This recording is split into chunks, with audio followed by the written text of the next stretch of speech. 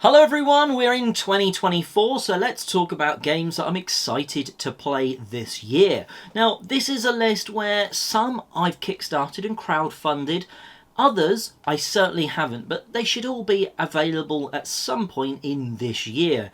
Most of them, even the ones that went on Kickstarter, will be available in stores. So let's jump into the list. One game that I can recommend, because not only have I played it, I've also reviewed it, and I really enjoyed Deductio. This is a small little card game that's very numbers sort of based. Effectively, on your turn, you're either going to give some information away or try and guess someone else's number. But if you get it wrong, well, then you've got to give 2 bits of information away. So you don't always want to be doing that. Those bits of information, though, are, let's say then the numbers are like 1 to 20. My card is lower than 15. Or perhaps, well, it's not odd. Now, certain cards give more information away than others, and you're trying to give as little information away as possible about your hidden number. It's a great little quick one that if you like maths and that sort of stuff vibes with your head, well, I can recommend Deductio, which is going to hopefully be coming out in spring 2024. The first of a few games that I kickstarted / crowdfunded, because some of these were on GameFound, is Andromedas Edge. Sort of at its core, it's a worker placement with your ships. Now, it looks like in certain places you can only send certain types of ships to certain areas, maybe certain distances away from others, and each location does a little thing, like in a normal worker placement game, but it's got some extra elements in there. There's a little bit of conflict, there's a little bit of space stuff, and, well, then there's also bits where the board itself is fighting back. So that's an interesting one, a bit of a twist. I'm very excited to see not only it arrive and all the minis, but how it plays as well. So Andromeda's Edge, pretty hyped for that in 2024. Another big Kickstarter that will be arriving, but there's definitely going to be versions of it in stores because they basically said it during the campaign, is the Call of Duty the board game. Now, this has sort of 2 core boxes, a red and a blue core box. It sounds very much like they are just going to be lifted out of this campaign and put in stores. So you can definitely play this one. Now, I was really worried when the campaign went up. Are they just using the name? But I had a chance to actually play this digitally, and I was annoyed at how fun it actually was, as you're planning out 4 movements, unless you do something special sort of thing. Which way you're aiming, which way you're facing. It feels cool that you're sort of sneaking around this board and then you reveal and both sort of people do the movements at the same time. There's a team mode, but it also comes down to it's not entirely based on your pre-planning. You might run around the corner and be looking exactly at them. That just gives you a bit of an advantage. Then you're going to be looking at what weapons you've got, etc., and rolling dice. And playing cards and different things like that. So it's super fast, super fun. I'm very excited to play across a variety of maps because there was only one available digitally. But I liked my plays of the Call of Duty board game. I'm excited for more. Now, I don't know when in 2024 it's going to actually be out. I probably assume it's going to be a good chunk through it, but that's at least when it's slated for, according to Board Game Geek.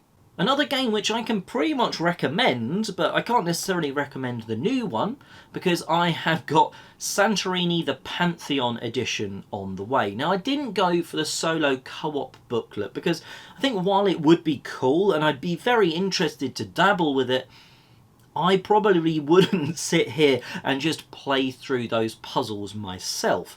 I'd want to just play Santorini. And, well, the new version has more gods. It's got like the expansion that the old version, my old version, didn't have. It's got upgraded components. It just looks that bit nicer. So it's a nicer edition of a game that I already love.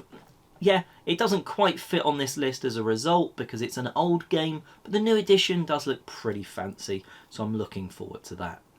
Stone Spire Architects is another game from Thunderworks Games, and I've really enjoyed a number of their games to date, most notably Cartographers, and this looks like it's at least sort of set in the same style and world. It's that same sort of logic of you're trying to sort of score objectives, but in this case you're actually sort of building it out almost like a dungeon, which is pretty cool.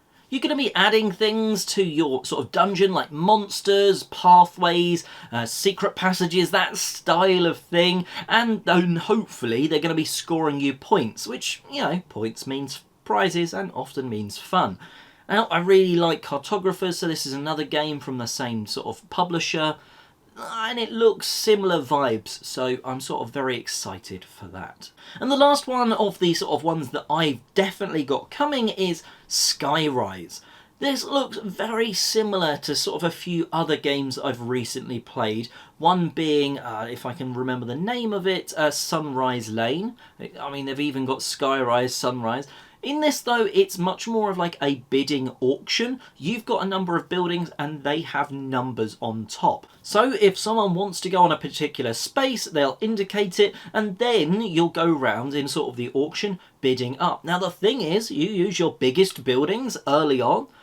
Pretty much everyone else is going to be overbidding you unless you have you know, picked somewhere really bad that they don't want. So there's some interesting stuff there. There's tokens on the board that you're going to be trying to collect. You're trying to get like different regions, positionings on the board, different coloured spots on the board that you're like, I need that one because that will be maybe like the third one of that colour I've got, etc. That style of stuff, and it's an interesting one. You're placing these buildings down, and that's unlocking maybe new places where someone could start the bid on. And then you've got that bidding auction style stuff. And I like the mix of it. I don't know how it will work in sort of 100%, but it does sound good fun. So I'm very excited for that. It doesn't hurt, but it looks quite nice too. I'm a big fan of really small games, and also very much a fan of big games as well, but ones that just don't take up any room. They can be in your pocket, your bag, so if you're out and about and you have some time, oh, what should we do? Well, there's a table. Let's give this one a go.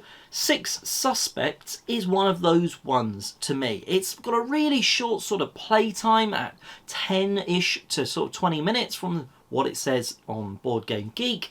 Now, this was one that I was excited to see at Spiel Essen. Unfortunately, it wasn't actually available to see there in the end, even though it was on the preview list. It didn't quite make it there in time, sort of thing.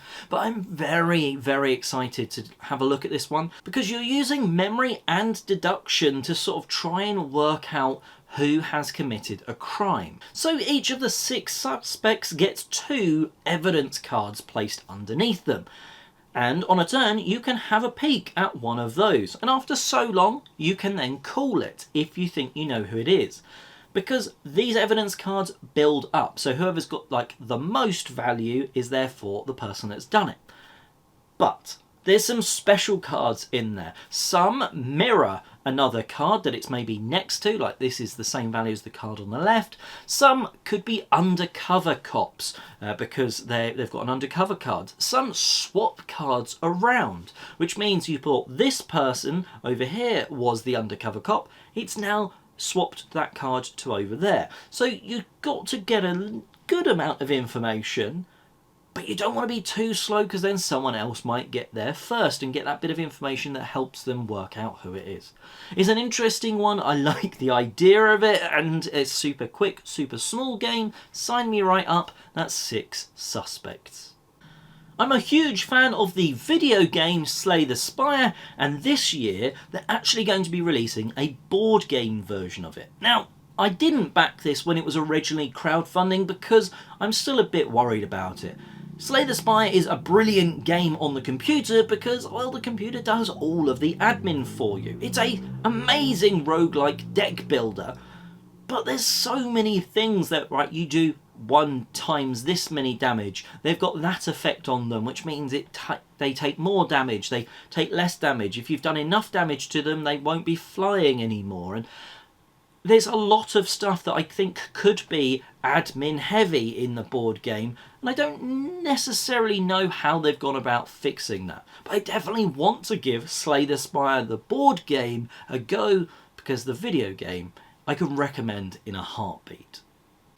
I'm a big fan of two-player games because I can get them to the table really easily at home, and Kelp looks like a really interesting one. And I was really fortunate that I actually got to interview the designer of the game, and he spoke through how he came up with the theme and sort of why. And it came from like a Netflix documentary about a shark and an octopus, and how the octopus used things of the environment to hide, to, you know, cover itself with, and all different things like that. And that's actually sort of been translated into a very asymmetrical game, as one player is sort of hunting down the other one in this sort of, but they're moving where they are on this sort of, not grid, but on the board. Not many games go for really asymmetrical, and it really shows at two-player when the two different sort of players are doing something very different. And Carl, the designer, actually sort of said that one of his favourite games is Netrunner, and how that's very sort of asymmetrical.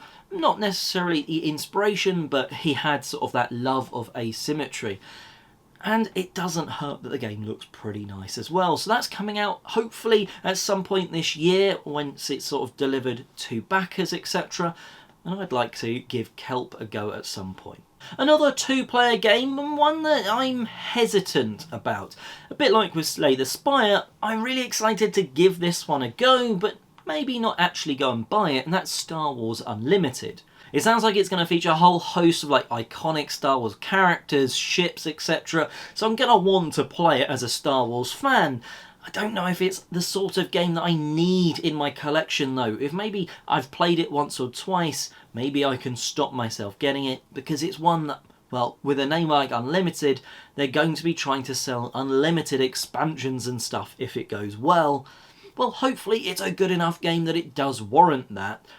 Well, Star Wars, sign me up, but I'm sceptically signed up for that one.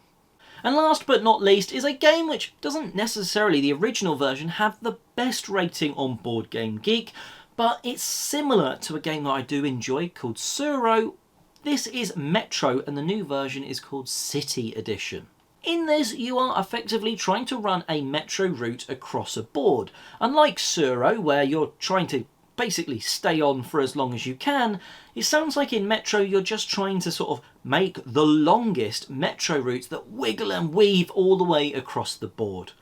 Another game that's like Suro with a bit of a twist, well, I'd like to give that one a go, and I haven't played the original. Hopefully this one has maybe tweaked a couple of rules, or has just done something a little bit different that takes what is almost like a 6 rated game on Board Game Geek a little bit higher.